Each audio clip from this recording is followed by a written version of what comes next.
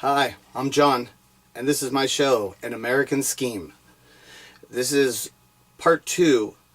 This is going to be my timeline and my explanation about the discovery of how I got into this process of starting to look to see if Diana Ross actually was Michael Jackson's mother.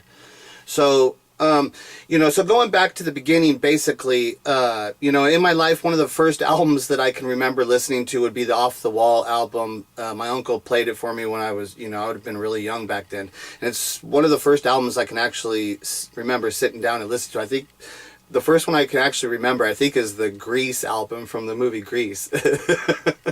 Okay, so that would have been the first album. Then, I'm 45 years old right now. So in 1984, when Thriller was the biggest thing, it was huge, so I'm like 12 years old. I'm 11, 12 years old, going around that time in 83, 84, and I'm living in Los Angeles. So that time for me, to be a Michael Jackson fan and be at that age and have Thriller and stuff, and have MTV was what MTV was actually, back then, playing the videos. And back then it was so awesome. It was when MTV came out and we had access to all the videos and everything. And I remember, in my life, I never was really into school and stuff. And in my life, it's funny because there was a lot of major events that had occurred. And on almost all of those events, I was always home. I never was at school on all those days. So one of the days I was lucky enough to be home was when they first aired the Thriller, which is actually the first world premiere video. It's funny because when I say world premiere videos, the kids nowadays don't know what those are. And so the world premiere videos were the first time they would have aired somebody's new videos, and they were a big deal. But the actual first world premiere video ever was Michael Jackson's Thriller video. And I was home that day, and I got to see it. And that's one of those things that was really special. Back then, my brother and I were big Michael Jackson fans, and our friend Steve across the street, and we'd have collected anything, buying all the magazines and buttons and just any little things, knickknacks we could have found. And I still have that collection of my Michael Jackson stuff, and it's the only thing that I have from back in those days. There's nothing that I own from those days, except my Michael Jackson collection made it through the test. It stood the test of time. I still do have that. Maybe one time I'll show it to you and get you all jealous and stuff. But so, a couple other things that was really cool. There was a radio station in those days. It was called KKHR. I'm assuming it was probably like a top 40 station. And they get when the Michael Jackson, the Victory Tour, the Jackson's Victory Tour was when it was going on. They were giving away a lot of tickets to that. It was being held at Dodger Stadium, and it was multiple days. I think it might have been 4 or 5 days, something like that. And so there was a lot of tickets there to be had, and they were giving out a lot of tickets, and they had these bumper stickers, nice KKHR bumper stickers. On the back of it was an entry form you would send it in, and then if they drew your name out or something, they would call your name on the radio, and if you heard your name called on the radio, you would call in and win a pair of tickets to the concert.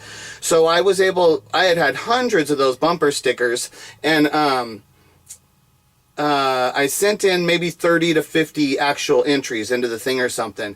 And then it happened one weekend. I was actually with the Steve friend across the street. We're in Palm Springs because he ended up moving to Palm Springs, and they would always go over there. So it's a cool thing about living in LA, and you got a lot of friends, and that was a good thing because we never had a lot of money, but I always never felt without. I was able to do all kinds of things just by having friends, and then you'd have their parents and this and that, and I was just able to do a lot of things like that. That was really fun and stuff, having the access with being pretty poor, basically, really. And so on this weekend, I was with Palm Springs with Steve, and as I'm walking, we come home, and as I'm walking up the driveway, my sister comes barreling down the stairs of the apartment. She's running down the stairs, and she's going to run back to the garage to go get my uncle because they had called my name on the radio for the Jackson Victory Tour tickets. And so as I'm walking up, she sees me, she's like, Johnny, they called your name on the radio. So, I dropped my bag and I run up there and I called him. It was busy and I called, I got through and bam, and I got through. You had 30 minutes to get in. I just barely got in. And so I won the tickets, and then me and my brother, my dad took my brother and I to that concert, and it was really cool. And it was funny because the opening act was a juggler, which was just kind of odd. I always thought even back then, but he was amazing juggler, that's for sure. But yeah, the concert was great, and I was able to get a hat and a bandana and the t-shirt, the awesome t-shirt that they had at that. There was one awesome one, but I don't have the t-shirt. I have the hat and the bandana, but I wore the t-shirt out, so I don't have the shirt. But so I was able to do that, and then one day I was in school and I got a call to the office and they said, your mother called, you need to go home. And it was like, whoa, what's going on? That's odd. That's what's going on. And I had to walk home. And at that time I lived it was at South Middle School in Downey, California. So from South Middle School, I had to walk over to off of Stewart and Gray. I lived on Colebrook Avenue. And it's funny because I actually know the address of the apartments we were living in at that time. And I can't tell you the address of any house probably I've ever lived in, besides anything I live in now. I don't remember any of those, but I know that one. It was 11740 Colebrook Avenue. And right up there off of Stewart and Gray. And I was in the first apartment on the building, right there on the right. I was in the first top apartment there. But that's where I lived when it was. And so my room there would have been covered with Michael Jackson posters and all that stuff, right? So I had to walk from the South Middle School back home. It took a while. So I get over there, and when we get there, my mom says, oh, we're going to see Michael Jackson get his star on the Hollywood Walk of Fame, So I was like, oh, cool. I was thinking something bad had happened. I get there and it's like something really cool. So we go down there, and so I was actually in the crowd when there was a few thousand people, but it's not a crazy big crowd. But that was one thing. I was in the crowd there when Michael got his star on the Hollywood Walk of Fame.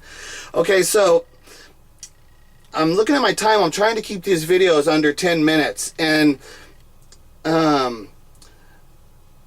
the timeline, let's see if I can get into it here really quick. I think I can. I'll try and do it really quick here. So the other thing is how it started was about 6 months after Michael had passed away. During those times, I had started watching the TCM movie channel, and so my mother had known I was starting to watch these old movies because I was telling her about it. And she always knew that I was a Michael Jackson fan and all that stuff, obviously. So she had mentioned one time about a movie called Diana Ross movie, called Lady Sings the Blues. She had mentioned it was a good movie, and if I had seen it ever come on, I should watch it. And then, so about 6 months after Michael passed away, she gave me a call and said, oh, that Lady Sings the Blues movie's coming on TCM. And then I was like, okay, yeah. So I ended up watching it. And that's where if I hadn't watched that movie that night, I would not be here. I would have no inkling or no concept of any of this. Nothing whatsoever. I never would have the thought. This is where the whole thing started. So watching that movie instantly, because like I said, I've known Michael Jackson's story from way back when. So obviously I know a lot about Diana Ross also. I know about their history. It was back then. It was always a story. There was obviously something between the two of them. So when I'm watching this movie, the movie's in 1972. It's Diana Ross's first movie, which Berry Gordy started a movie production company primarily to make Diana Ross a movie star. And so this is their first movie. Berry Gordy probably wrote the movie, and all right, the Susan DePass lady, that's a big part of Motown, who claims to be the person who discovered Michael. Which on that discovery, there's a big part of that I don't like that she claims, because she says, I went to a friend's apartment. But the friend that she went to is a guy named Bobby Taylor, who's a Motown act. And he's in a band called Bobby Taylor and the Vancouvers. And I guess he had been at, from what I understand, there was a show maybe in Gary, Indiana, and maybe it was Aretha Franklin, or it was one of the big acts back then, somebody that's a legitimate performer at a show, and the Jacksons are performed there. The Bobby Taylor supposedly had seen him perform, and then took the Jacksons to his apartment, where I guess the Susan DePass, he introduced him to Susan DePass, and then she introduced him to Berry Gordy. That's supposedly, I think that's how the connection's supposed to have been made. So I think the Susan DePass lady she's involved. She's actually a serious person too. All these people have talent, and that's one of the things I want to reiterate again. I'm not taking away from any of these people's talent. They have talent. I'm not trying to dismiss any of the actual talent. I love these people, you know, and so I'm not trying to disrespect them in that way whatsoever, you know. So yeah, I don't want to. I'm gonna have to cut this video short. I was gonna tell you the timeline, but I'm gonna have to make a third video for that. So, yeah. So the Diana Ross. I was watching the movie real quick, and as I was watching the movie, instantly I'm just seeing the resemblance between her and Michael. When I seen her in that movie, it was astonishing. It was like, wow. And it's the body, it's the movements, it's the whole personality, the whole persona of all of them. It's everything. And so at that point, I had the thought, oh my God, is that what the whole story was between them? This is Diana Ross, Michael Jackson's mother. That's how the investigation started. And so now I'm going to go ahead and cut this video off, and I'll talk to you in the next video about what I started to discover and how that led me to being here. Okay, thank you. Bye.